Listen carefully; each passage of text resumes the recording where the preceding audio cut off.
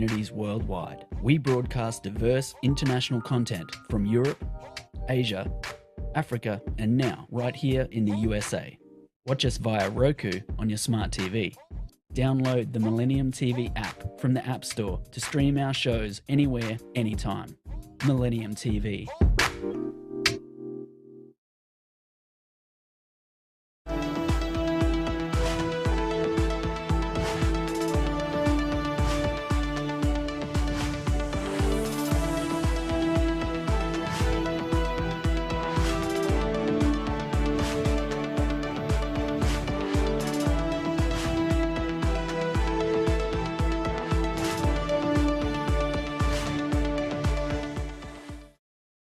Welcome to Millennium Sports World. Today we have brought local and international sports stories including ICC World Cup, golf, boxing, world soccer, rugby and some more sports news. So let's dive into today's sports world. At first, let's have ICC World Cup stories.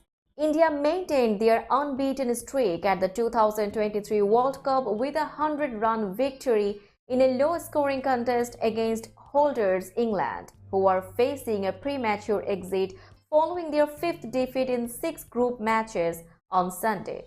Rohit Sharma saved India's blushes with a captain's knock of 87 in what initially appeared a below-par total of 229 for 9 on a tricky surface at the Ekana Stadium in Lucknow. Put into bat, the hosts slumped to 40 for 3 in the 12th over before Rohit forged a 91-run partnership with KL Rahul to arrest their slide. Surya Kumar Yadav contributed a breezy 49 down the order, and India's tail-enders scored some useful runs toward the end to take them past the 225 mark. England were reduced to 52 for 5 inside 16 overs in a remarkable batting capitulation and were eventually bundled out for 129 in inside 35 overs, with Mohammad Shami claiming 4 for 22 runs for India. Liam Livingstone's 27 was the top score in England's sorry-looking scorecard.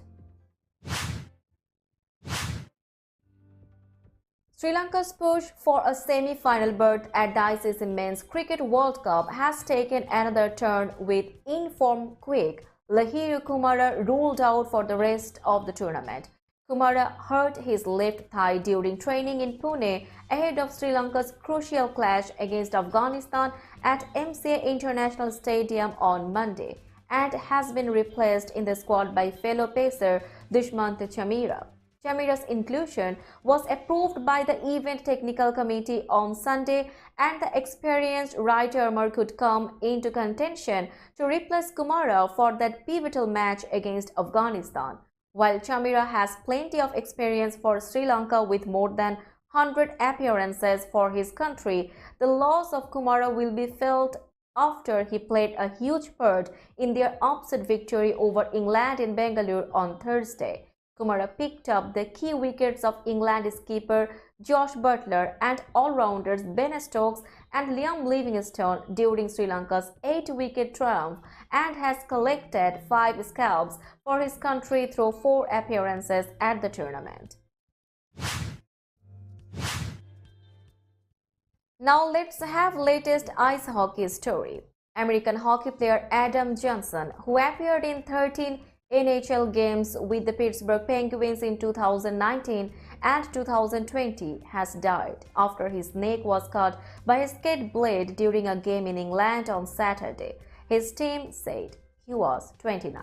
Johnson was playing for the Nottingham Panthers in a Challenge Cup game against the Sheffield Steelers when he suffered the skate cut during the second period of the Elite Ice Hockey League game at Sheffield's Utilita Arena.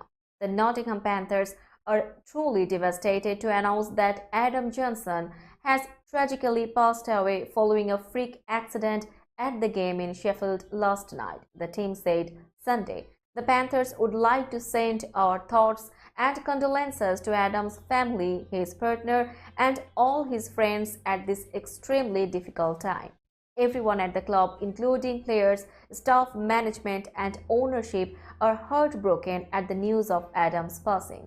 A Minnesota native, Johnson spent 13 games over parts of the 2018-19 and 2019-20 seasons playing for Pittsburgh in the NHL before spending the 2020-21 season in Sweden with the Malmö Redhawks.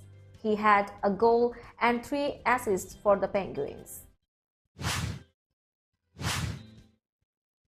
Now let's have latest basketball story. Coming off a record year in terms of popularity and buzz, women's college basketball is back with even more intrigue.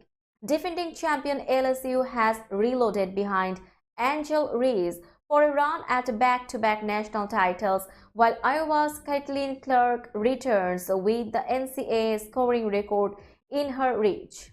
Both stars hope to end the season cutting down the nets in Cleveland, site of the Final Four. When the two teams met last season for the NCAA championship, nearly 10 million people tuned in and set a viewership record for the sport. Number 1 LSU returns a solid group led by Reese from last season and added stars Hailey Van Lith and Anissa Morrow through the transfer portal, making the Tigers the favorite to repeat as champions. That hasn't been done since UConn won 4 straight championships from 2013 to 16. 5 different schools have won the title in the past 6 NCAA tournaments. Reese's popularity has soared since the Tigers' run last year. She already was one of the top earning athletes in the sport and has since signed a sponsorship deal with Reebok. Despite her increased fame, the senior forward has one goal in mind. Now let's have latest golf story. Celine Boutier closed with an 8 under 64 and then had to go 9 extra holes to outlast Atia Teticool and win the Maybank Championship on Sunday for her 4th LPGA Tour title of the year. Teticool birdied the 18th hole for a 68 to force a playoff at 21 under 267. In the marathon playoff, both players made nearly identical shots on several holes and saw potential winning putts leap out as they stayed tied through 8 tense holes, which included sitting out a 90-minute storm delay at Kuala Lumpur Golf and Country Club. At the 9th playoff hole on the par 3 15th, the Thai player narrowly missed her birdie putt, opening the door for Boutier, who showed no nerves in holing her 6-foot putt. The 9-hole playoff tied the LPGA record for the second longest. Boutier's 4 titles include her first major at the Avian Championship. Rose Zhang, who had a 1-stroke lead going into the final round, shot a 71 and finished 2 shots back in a tie for 3rd with Jasmine Swarnapura. Now it's time for latest world soccer stories. Lionel Messi is the favorite to win the 8th Ballon d'Or of his remarkable career when this year's ceremony to crown the planet's best footballer takes place in Paris on Monday, while Spain's World Cup winning star Aitana Bonmati is tipped to take the women's prize. The prestigious award has been dominated over the last 15 years by Messi and his old adversary Cristiano Ronaldo, who have won it 12 times between them. Only 2 other players have won the Ballon d'Or since Ronaldo claimed his first in 2008. Luka Modric won it in 2018 and Karim Benzema was crowned last year following a brilliant season with Real Madrid. Messi is set to benefit from a recent change, which means the award is now based on a player's record over the last season rather than over the course of the calendar year. Last season saw Messi lead Argentina to glory at the World Cup in Qatar, where he scored 7 times and was named the tournament's best player. It was the crowning moment of his astonishing career and is likely to mean Messi sees off the considerable competition elsewhere among the 30 nominees. The mother of Liverpool's Colombian winger Luis Diaz has been rescued from kidnappers, but the search for his father continues. Colombian President Gustavo Petro said. Petro posted on X, formerly known as Twitter, on Saturday that Diaz's mother was rescued in Barrancas in the northern part of the country. We continue in the search for the father, added Petro. Colombia's Attorney General's office said they had been working intensely on the case. From the moment the Attorney General's office learned of the kidnapping of the parents of the Colombian player Luis Diaz in the Barrancas sector of La Guajira, a specialized team of prosecutors, police and military personnel have been working to find the location of these people, clarify the facts and find those responsible, the office said on X.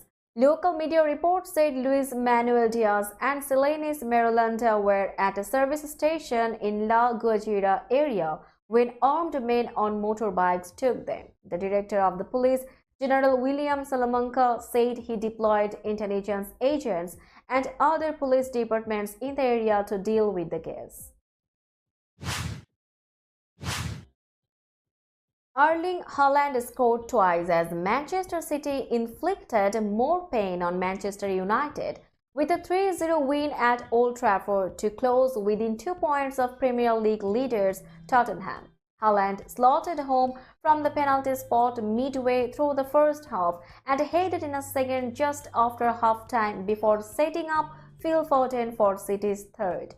City began the match outside the top four after an indifferent start to their title defense, but Pep Guardiola's men remained the favourites for an unprecedented fourth consecutive English top-flight title and showed they are a class apart from their local rivals as they moved up to third. A fifth defeat in 10 league games this season leaves United down in 8th, 11 points off the top. United great Bobby Charlton was again remembered before kick-off as legends from both clubs that played with and against the 1966 World Cup winner were welcomed onto the pitch before a minute's applause. But hostilities were restored once the action got underway. Kylian Mbappe scored twice to reach 251 goals in his club career as defending champion Paris Saint-Germain edged Brest 3-2 to stay a point behind leader Nice in the French league on Sunday. Nice had beaten Clermont 1-0 to move into first place on Friday and retained the top spot after Monaco lost 2-0 at Lille 2 days later. Mbappe scored the winner in the 89th minute with his league-leading 10th goal this season. The France striker converted the rebound after Brest goalkeeper Marco Bizot had saved his penalty, which was awarded after a video review showed that Lilian Brassier had tripped Randall Colomoni. Mbappe was shown a yellow card for taunting Brest supporters while celebrating his goal. There was no love lost between them as the supporters replied with insulting chants. Brest winger Jeremy Le Duaron equalized off a corner in the 52nd by running to the near post to head into the far corner. PSG had a narrow escape as Brest was the better team in the second half and could have taken the lead. Le Duaron missed a chance in the 67th as he made a cross from Moni, only to scuff his shot wide. PSG goalkeeper Gianluigi Donnarumma then had to make a double save in the 70th. Parrying a powerful strike from Pierre-Elise Melo before diving to stop a low effort from Le Duaron. A soccer fan was arrested and issued with a lifetime ban after appearing to make a racially offensive gesture during an English 4th Division match. Gillingham said it had banned a supporter for life after a video widely shared on social media showed a man make what the club described as a racist gesture to Newport striker Omar Bogle. A man in his 20s has been arrested on suspicion of a racially aggravated public order offense and taken into police custody, said Kent Police in a statement. Gillingham said a number of fans had come forward to report the incident and that it had been dealt with quickly. The club can confirm a lifetime ban has been issued to an individual following an incident during Saturday's game at home to Newport County. It said in a statement, "We are absolutely disgusted," said Gillingham Director of Operations Joe Camper. I think it is quite clear everyone has seen the video and everyone can see what has happened. But it's important that we as a club show that we take it very seriously. Bogle scored 2 goals, both penalties in Newport's 2-0 win. The English Football Association said it strongly condemned the discriminatory and offensive incident. Dominic Calvert-Lewin's second-half strike secured a 1-0 win for Everton at West Ham in the Premier League on Sunday. The striker scored 6 minutes after half-time at the London Stadium as Everton won for only the third time in the league this season. Calvert-Lewin, who has had to contend with a slew of injuries, scored his 50th league goal for the club, and he joined Romelu Lukaku, Duncan Ferguson and Tim Cahill in reaching the half-century. Receiving the ball in the box, he turned smartly and steered a shot low into the corner. Abdoulaye Doucouré could have doubled the visitors' lead, but his shot was saved by Alphonse Areola. The win was Everton's third in 6 games in all competitions as Sean Dyche's team looks to recover from a troubled start to the season that saw it fail to win any of its opening 5 league fixtures. West Ham substitute Said Ben Rama had the chance to even the score late on with a volley, but was denied by Everton goalkeeper Jordan Pickford. It was Everton's first game since the death of club chairman Bill Kenwright. Now let's have latest boxing story. WBC heavyweight world champion Tyson Fury has beaten former UFC fighter Francis Ngannou on a split decision in a non-title fight in Saudi Arabia that almost delivered one of boxing's biggest upsets. Fury, the unbeaten holder of one of the sport's most prestigious belts, narrowly avoided a first defeat on Sunday at the hands of a 37-year-old opponent who had never boxed professionally before but went through the full 10 rounds with some swagger. Ngannou, whose UFC record was 17-3, knocked down the Briton in the third round with a left hook. Although the 35-year-old self-styled Gypsy King was able to see out the round. But this was a missed opportunity at a major upset. Ngannou landed only 6 of 38 punches in the final 2 rounds, according to CompuBox, compared with 14 of 37 for Fury. Fury landed more punches overall, but Ngannou hit the mark with more power shots. Fury remained undefeated at 34-01 with 24 knockouts but was under no illusions about the near upset. Fury said there was no rematch clause but he would like to fight Ngannou again down the line after an undisputed title fight with Ukraine's IBF, IBO, WBO and WBA champion Alexander Usyk. Now let's have latest rugby story. South Africa produced a magnificent defensive display to edge 14-man New Zealand 12-11 in a compelling arm wrestle of a Rugby World Cup final and win the Webb Ellis Cup for a record 4th time. Only a single yellow card had been shown in 9 previous World Cup finals, but the crackdown on foul play in the game led to 4 being handed out over 80 minutes of intense rugby played out in front of a crowd of 8,065 at the Stade de France on Saturday. All Blacks skipper Sam Cane suffered the ignominy of being the first player to be sent off in a title decider when his card for a high tackle was upgraded to a red after a bunker review just before halftime. Despite playing for 3/4 of the match a man short, however, the All Blacks stuck to their ball-running game plan and scored the match's only try through Beauden Barrett to get within a point of the lead just before the hour mark. The Springboks, led by man of the match Peter Steve du Toit, managed to hold firm under huge pressure over the final quarter, and Henry Pollard's 4 first-half penalties proved sufficient to add another title to those of 1995, 2007 and 2019. South Africa's triumph kept the trophy in the Southern Hemisphere for the fifth straight tournament, and Siya Kolisi became only the second captain after All Black Richie Mako to lift it twice.